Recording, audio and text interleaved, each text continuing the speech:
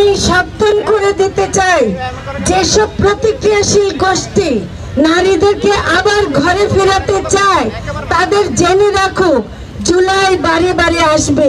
আমি আবার স্যালুট জানাই আমাদের রিক্সা ভাইদেরকে। আপনারা না থাকলে এই জুলাই আন্দোলন সফল হতো না।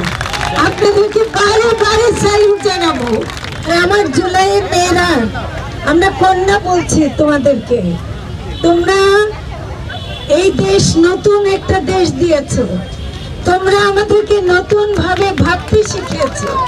তোমরা আমাদেরকে ভাবতে শিখেছ যখন নাকি দেশে অন্যায় অবিচার হয় তখন তার ঘরে বসে থাকা যায় না। ভাইরা যখন পুলিশের গুলির সামনে থাকে তখন বোন হিসেবে ঘরে থাকা যায় না, তাই তারা ঢাল হয়েছিল। আমরা মনে করি এই যে জুলাই কন্যারা যে ভূমিকা রেখেছে, এই যে সরকারের একটি অংশ হিসেবে বলছে আমি ক্ষমা চাইছি, আমি ক্ষমা চাইছি।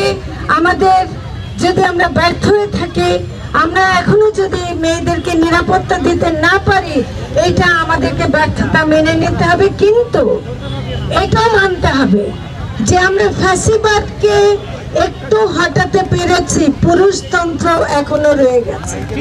পুরুষতন্ত্রের কারণে এই ফ্যাসিবাদের মানুষগুলো যারা এখনো আছে তাদের মধ্যে পুরুষতন্ত্র রয়ে গেছে বলেই তারা নারীকে আবারও পিছনে ঠেলে দিতে চায়।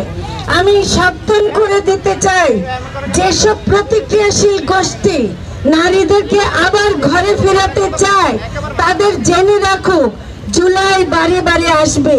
জুলাই শুধু জুলাই মাসে না, আগস্ট, সেপ্টেম্বর, অক্টোবর, নভেম্বর, প্রতি মাস জুলাই হবে, প্রতিটি মাস জুলাই হবে।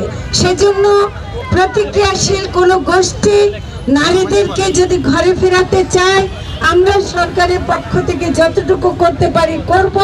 কিন্তু আমার জুলাইয়ের মেয়েরা আবারও আমরা রাস্তায় একসাথে থাকবো, আমরা সবাই মিলে একসাথে থাকবো, সবাই মিলে দেশকে সুন্দর করে গড়ে তুলবো, নারী ও শিশুদের জন্য নিরাপদ করে তুলবো। ধন্যবাদ।